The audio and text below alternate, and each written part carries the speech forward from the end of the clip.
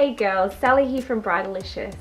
As your 12-week Bridalicious bootcamp draws to a close, I know you've worked too hard achieving your wedding dress body to just give up the minute the ring hits your finger. Whether you've already walked down the aisle or are soon to, make it your mission to be an irresistible and fit wife for life. Two healthy people make a healthy marriage. This extends way beyond just a physical body, but the principle is still the same. If one of you is committed to a balanced and healthy lifestyle, while the other one isn't, there's less chance of either of you pulling it off. In fact, one study showed if your partner is overweight, there's 37% more chance of you being overweight. The habits you introduce early on will actually shape your marriage.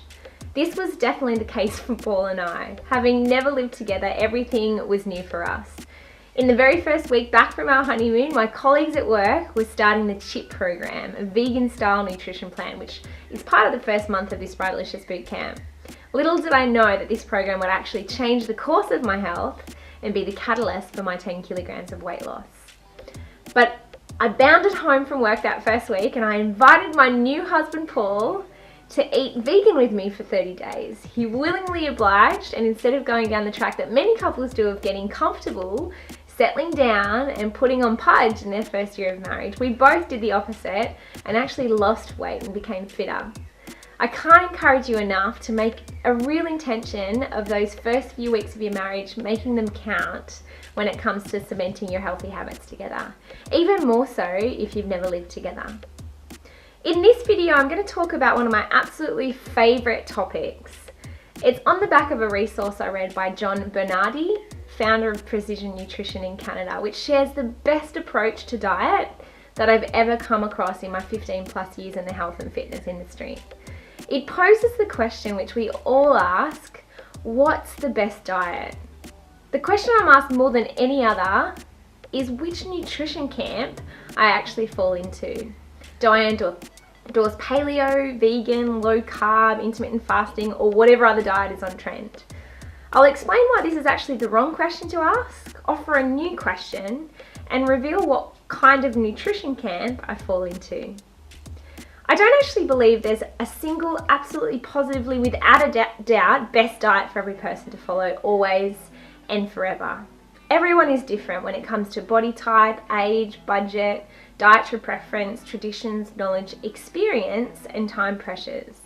So there's no way one diet will work for all people. Think about it. Imagine if I'd suggest to my clients, yes, I know you're on a super low budget for food, but if you sell your car, your computer, and maybe your pet, you'll be able to afford the organic and free-range whole foods recommended in my program.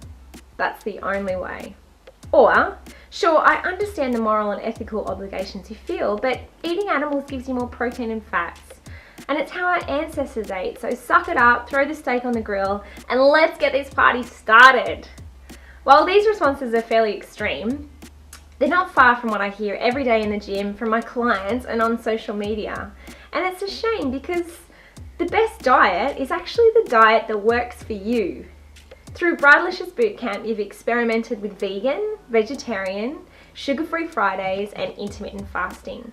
Sure, if a particular nutrition approach worked for you and you can see yourself sustaining it for some time, that's awesome. You should be happy that you've actually found something that will help you to not just reach your wedding weight loss goals, but also beyond that as well. But to suggest that because it worked for you at that point in your life, under that set of circumstances, now that everyone should follow the same program, it isn't really realistic or wise. Physiologically, the human body can actually thrive under all sorts of diets. This is demonstrated by observing the traditional diets of various tribes and ethnic groups throughout the world. So for example, the African Maasai eat traditional diets that are very high in fat and animal products, and very low in vegetables. Conversely, the Kitavans of South Pacific eat traditional diets that are low in fat but very high in vegetables and starchy carbs.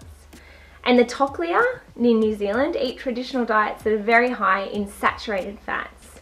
Crazy differences here, yet all traditional diet eaters are relatively healthy people with minimal cases of obesity, cardiovascular disease, stroke and diabetes. This goes to show that it is possible to be healthy and fit whether you eat mostly meat or mostly veggies, mostly fat or mostly carbs, many times a day or just a few times, and so on. So you're probably wondering, how can all such widely different diets all lead to positive results? Well, they're not actually as different as you might think. Most effective nutrition plans are more similar than they are different. Yep, even paleo and plant-based eating. When done properly, paleo diets, plant-based diets, high-carb diets, low-carb diets, eating small meals frequently, eating larger meals infrequently, etc., all accomplish these 4 things. So number 1, they raise nutrition awareness. I know everyone wants to talk about the food itself, the proteins, the carbs and the fats, what to eat more of and what to avoid. But research is now showing that simply by paying attention to what you eat is a key factor in whether you'll lose fat, get lean and improve your health. So awareness is actually the first step to change. Number 2, they focus on food quality. Very few diets recommend that you eat more processed junk food, thank goodness. Instead, pretty much every diet recommends eating whole, minimally processed, nutrient-rich food. And that may be one of the most important nutritional interventions of all, regardless of the protein, carbs and fat breakdowns.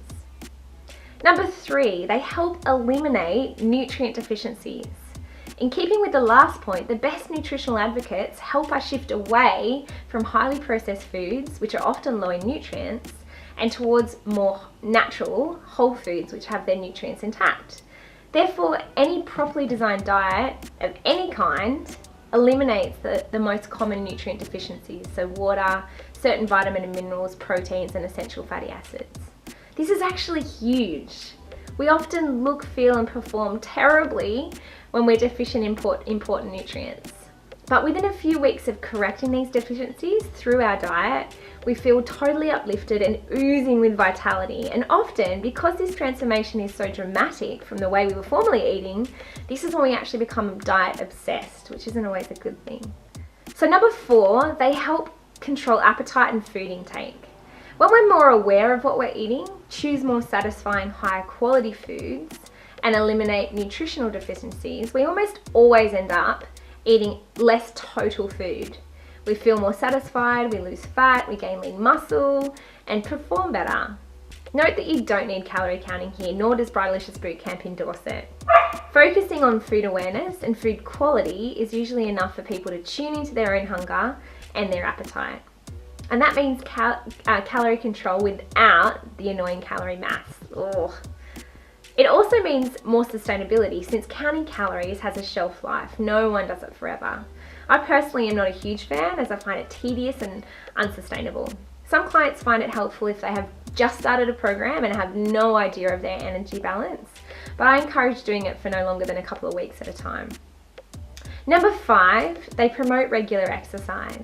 When people start paying attention to their eating, they usually start thinking about physical activity too. In fact, many of the diet camps recommend regular exercise, which is a good idea, since focusing on diet alone may actually interfere with establishing a consistent exercise routine, particularly if there's very low calorie intake. So there you have it. Not all diets are that different from one another. Hopefully this video has helped you to understand different well-designed diets, even when they seem opposite on the surface, can actually all promote good health, body composition and longevity. Which is why, 1, there's no such thing as one universal best diet. There's no one absolutely, positively, without a doubt best diet for everyone. Humans have evolved to do well under all sorts of dietary conditions. Number 2, most popular diets actually have a lot in common. Most popular diets, when done with care, attention and a little coaching, help control appetite, improve food quality like we talked about, promote exercise and raise that nutritional awareness. And number 3, habit-based coaching is better than diet-based coaching any day. So long-term nutrition habits trump diet plans and rules always. So the best diet to follow is the one that's best for you. So with many dietary approaches, fresh knowledge and personal experience under your belt from Bridalicious Bootcamp, choose the nutrition plan which works best for you now and that you can see working along into your marriage. So your Eat Transformation task into this forever phase of the program is to make a decision with your new husband what nutrition approach you'll embrace as a couple. Starting off your marriage well in this area will actually set you up for success from the very beginning.